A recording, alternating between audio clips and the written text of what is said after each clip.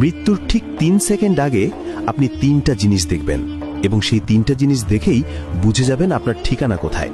কি দেখবেন, কিভাবে বুঝবেন? শেষ পর্যন্ত দেখুন, হৃদয় কেঁপে উঠবে।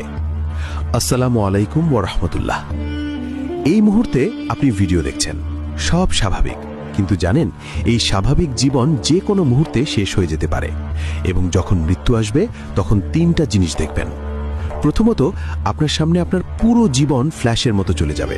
ছোটবেলার দুষ্টুমি থেকে শুরু করে আজ পর্যন্ত প্রতিটা ভালো খারাপ কাজ একসাথে দেখতে পাবেন।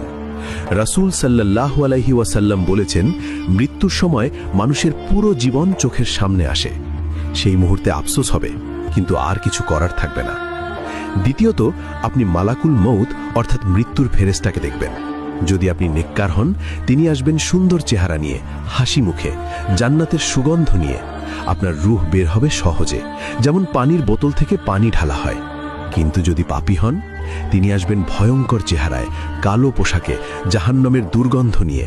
আপনার রূহ বের হবে কাঁটাযুক্ত লোহা দিয়ে টেনে বের করার মতো যন্ত্রণায়। তৃতীয়ত, আপনি আপনার আসল ঠিকানা দেখতে পাবেন।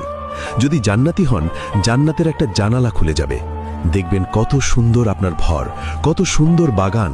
আর যদি জাহান্নামী হন, জাহান্নামের আগুন দেখবেন। সেই ভয়ে আপনার রূহ শরীর থেকে বের হতে চাইবে না, কিন্তু জোর করে বের করা হবে।